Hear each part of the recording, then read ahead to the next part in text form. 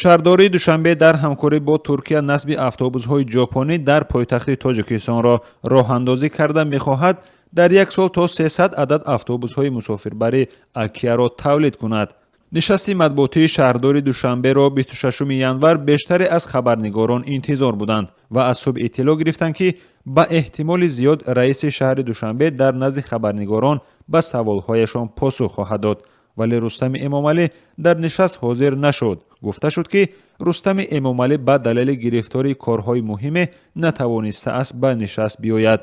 дар робита ба ҳалли мушкилоти нақлиёти ҷамъиятӣ дар шаҳри Душанбе Маҳмадсаид Зувайзода, муовини шаҳрдори Душанбе, хабар дод ки соли ҷорӣ барои аз байн бурдани камбуди автобусҳо дар хатсайрҳои пойтахт 100 адад автобусҳои нави муосир харидорӣ мешавад. вай гуфт ки ҳоло дар бинои корхонаи тавлиди троллейбусҳои шаҳри Душанбе корхонаи муштараки автобусбарорӣ таъсис дода шудааст. ҷаноби Зувайзода афзуд: барои харидорӣ намудани бо 100 адад автобуси тамғаи Кия аз ҷумҳурии Туркия бо назар дошти бастубанди он дар заминаи корхонаи воҳиди давлатӣ насби нақлиёти барқии троллейбус ва велосипед шаҳрномаи дахлдор ба имзо расонида шуд.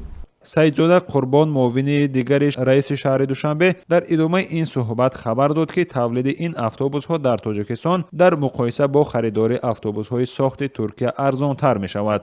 ҳарчанд муовини раиси шаҳри Душанбе аз эълони маблағи дақиқи ин автобусҳо худдорӣ кард, вале гуфт: корхонаи муштарак мешавад байни Тоҷикистону Туркия ва тибқи нақша теъдоди истеҳсолии корхона 250-300 адад дар як сол ва дар як моҳ 25-30 ададро ба нақша гирифтагӣ ҳастем. мутахассисон айни ҳол омодаи кор ҳастанд. ман тавре ки гуфтам 13 адади. зимнан то як соли пеш кулияи автобусҳои мусофирбар дар Тоҷикистон сохти русӣ буданд ва мақомот дар гузашта тибқи одат аз замони шӯравии пешин ба харидории танҳо автобусҳои Русия афзалият медоданд.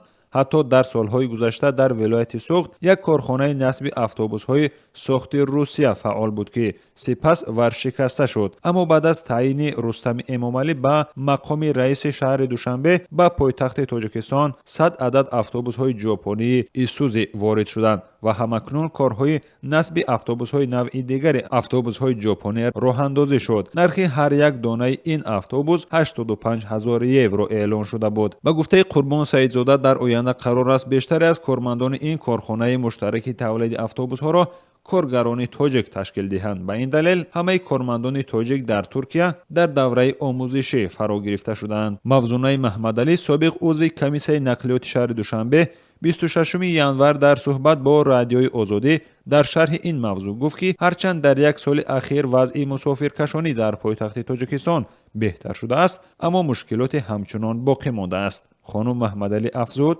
мешавад ки масалан саҳарӣ барвақт баъзан ман намебарам тамбашавии мошинҳо масалан дучор мешавем, то ҷои кор расидан хеле фурсат мегузарад дир. зимнан нақлиёти шаҳрӣ аз камтарин бахшҳои кори ҳукумати Душанбе аст ки ҳама вақт зери интиқод буд. шаҳрдори собиқи Душанбе Маҳмадсаид Убайдуллоев низ доим аз кори нақлиёти шаҳрӣ интиқод мекард ва сари чанд моҳ масъулони ин бахшро огоҳӣ медод ва ё аз кор озод мекард. Рустами Эмомалӣ, шаҳрдори нави Душанбе ва писари калонии раиси ҷумҳури Тоҷикистон ки моҳи январи соли гузашта ба ин мақом расид, низ корашро аз танзими нақлиёти ҷамъиятӣ оғоз кард.